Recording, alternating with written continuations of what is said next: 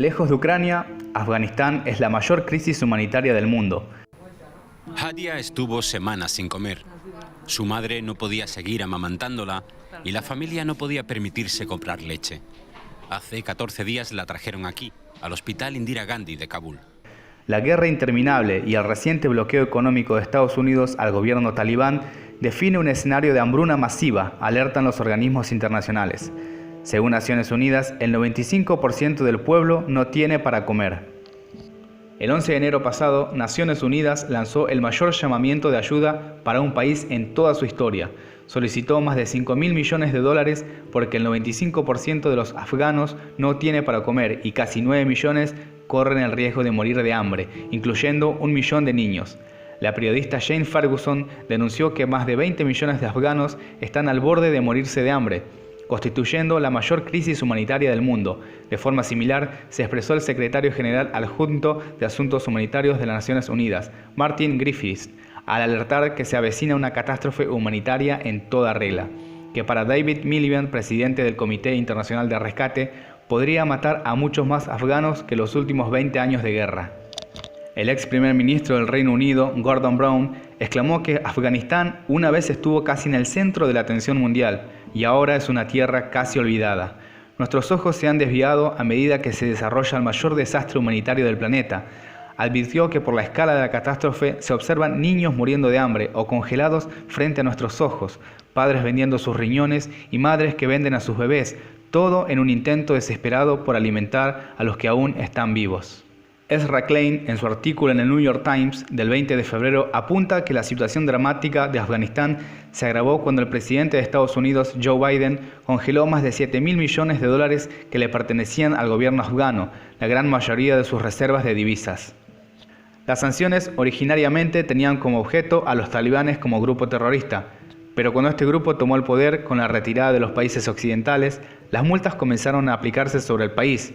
A continuación, la Unión Europea cortó otros 1.400 millones de dólares en asistencia gubernamental y ayuda para el desarrollo. En consecuencia, Afganistán tuvo que cerrar al menos 2.000 centros de salud que atienden a unos 30 millones de personas, sobre la población total de 40 millones, por lo que Vijay Prashad destaca que la mayoría de los afganos han perdido el acceso a la atención médica. La crisis llevó a que 1 millón de personas intenten huir a Irán o a Pakistán, por lo cual se teme que haya una crisis en toda la región. La Unión Europea está preocupada que se repita la crisis migratoria de 2015, cuando más de 1 millón de personas, en su mayoría sirios, buscaban asilo en Europa.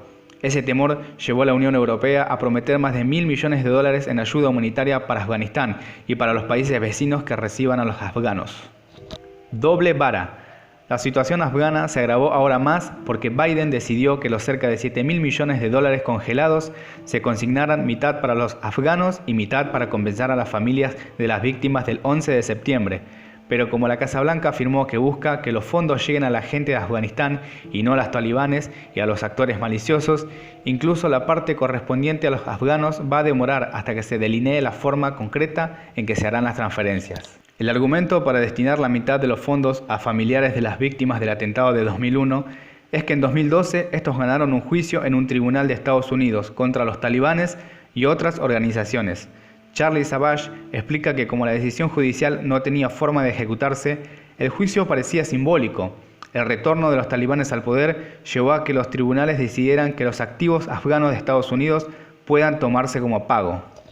La especialista en Derecho Internacional Ariana Rafik cuestionó la lógica de esa decisión, porque los activos del Estado no pasan a ser de los talibanes únicamente porque asumieron el gobierno, tampoco los bienes del Estado pertenecen a su respectivo gobierno.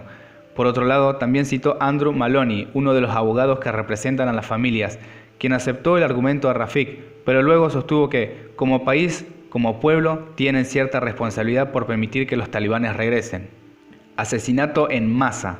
Austin Allman, en The Intercept, afirma que un alto asesor de política exterior demócrata, en forma anónima, sostuvo que la medida de Biden efectivamente equivale a un asesinato en masa. Mark Weisbrot, codirector del Centro de Investigación Económica y Política, caracterizó la decisión de Biden como generadora de hambruna masiva.